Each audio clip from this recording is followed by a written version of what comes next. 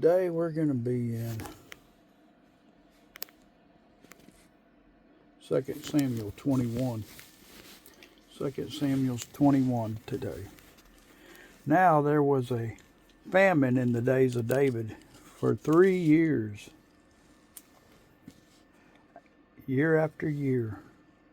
And David inquired of the Lord, and the Lord answered, "It is because of Saul and his bloodthirsty house, because he killed the Gibeonites." So the king called the Gibeonites and spoke to them. Now the Gibeonites were not of the children of Israel, but of the remnant of the Amorites. The children of Israel had sworn protection to them, but Saul had sought to kill them in his zeal for the children of Israel and Judah. Therefore David said to the Gibeonites, "What shall I do for you? And with what shall I make atonement, that you may bless the inheritance of the Lord?" And the Gibeonites said to him, We will have no silver or gold from Saul or from his house, nor shall you kill any man in Israel for us. So he said, "Whatever you say, I will do for you."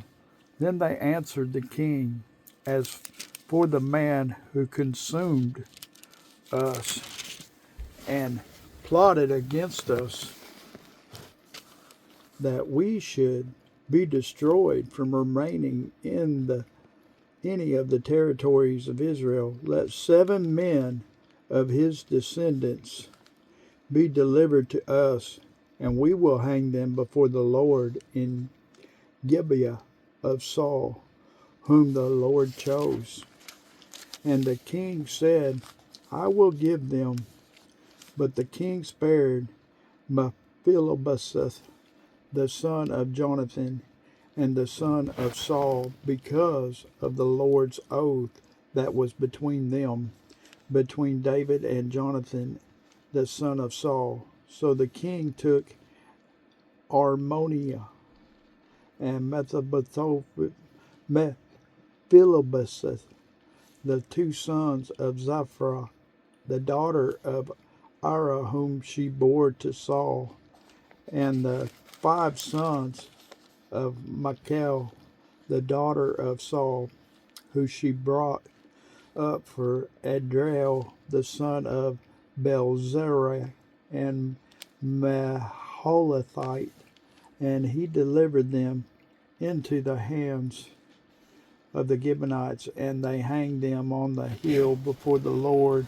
So they fell all 7 together, and were put to death in the days of harvest, in the first days in the beginning of barley harvest. Now Zephra, the daughter of Aha, took sackcloth and spread it for herself on the rock from the beginning of the harvest until the late rains poured on them from heaven.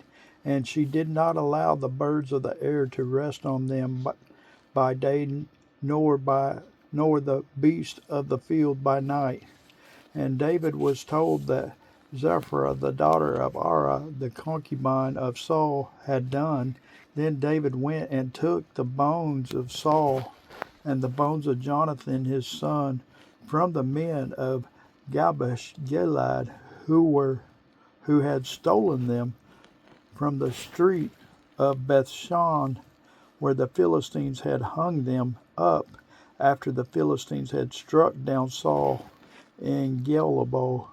So he brought up the bones of Saul and the bones of Jonathan his son from there, and they gathered the bones of those who had been hanged, and they buried the bones of Saul and Jonathan his son in the country of Benjamin, in Zelah, in the tomb of Kish his father.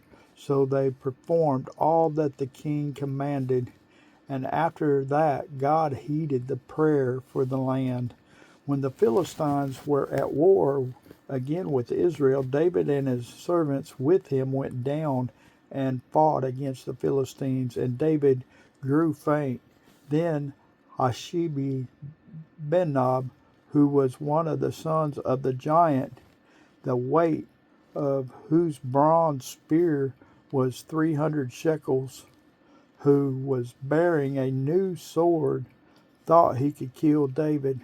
But Abishai, the son of Zerah, came to his aid and struck the Philistine and killed him.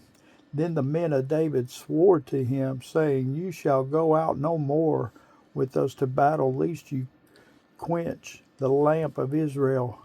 Now it happened after that there was again a battle with the Philistines of Gob. Then the Shibachai and the Hittite killed Sapha, who was one of the sons of the giant.